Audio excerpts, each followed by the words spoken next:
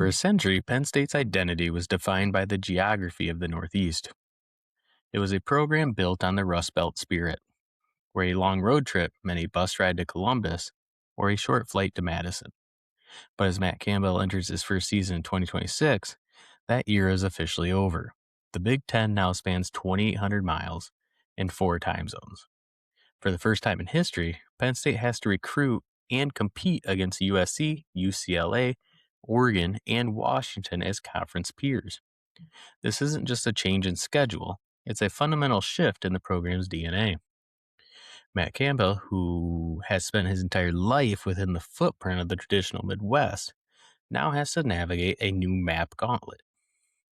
The 2026 schedule, released just a couple weeks ago, provides a stark look at this new reality. The Nittany Lions start with a manageable non-conference slate, Marshall, Temple, and Buffalo, before the Big Ten storm arrives. The marquee home date is October 10th against Lincoln Riley and the USC Trojans.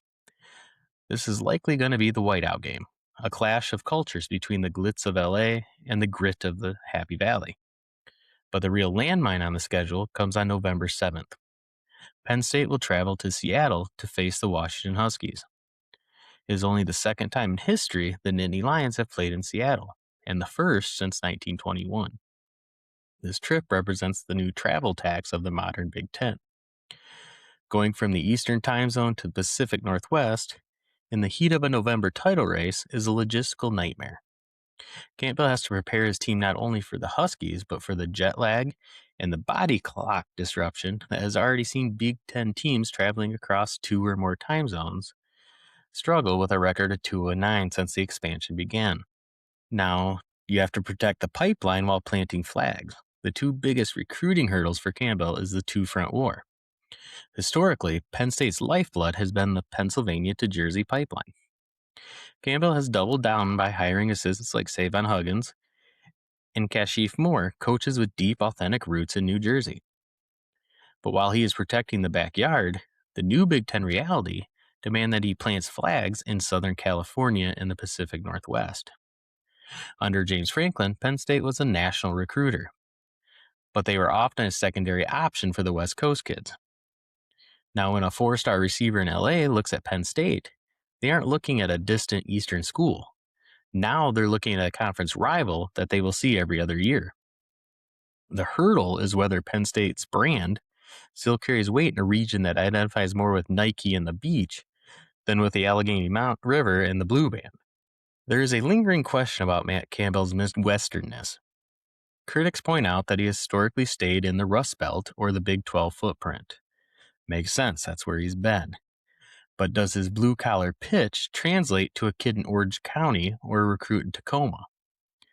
Campbell's strategy appears to be one of the selective expansion. Instead of trying to out-glamour USC on their own turf, he's looking for the Penn State type of player out west. He's looking for the kid in California who wants their traditional college experience and the 100,000-seat stadium, the rural campus, and the developmental focus. He isn't trying to change his message for the coast. He's trying to find the coastal kids who fit his message. To survive the new map, Campbell has to be as much of a logistics expert as a coach. Reports show that schools like Oregon and Washington are spending millions on travel infrastructure, noise-canceling headphones, sleep clinicians, and custom nutrition plans for long-haul flights. Penn State's airport, University Park, has historically had runways too short for some of the largest commercial charters. The administration is under immense pressure to upgrade the travel experience to ensure that by the time the team touches down in Seattle or LA, they aren't already behind in the scoreboard.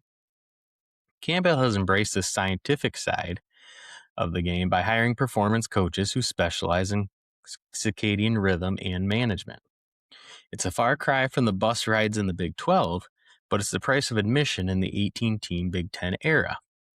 Finally, there is the perception battle. When Penn State hired Matt Campbell, the narrative was that they were returning to their roots. But the 2026 schedule shows that you can never truly go back. You can have a traditional coach, but you are playing in a modern league.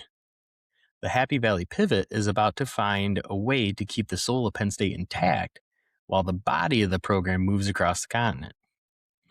If Campbell can win the whiteout against USC and survive the landmine in Seattle, he'll prove that the Penn State brand isn't just a regional relic. He will prove that it is a national powerhouse capable of winning anywhere against anyone in any time zone. Now, the new map is the ultimate test of Matt Campbell's adaptability. He isn't just coaching against the ghosts in the East anymore.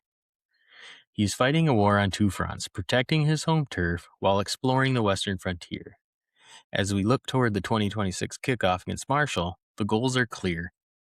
Protect the pipeline, survive the travel, win the West. The gauntlet is set, the flights are booked. Welcome to the coast-to-coast era of Nittany Lion football. Thank you for watching Saturday in Happy Valley.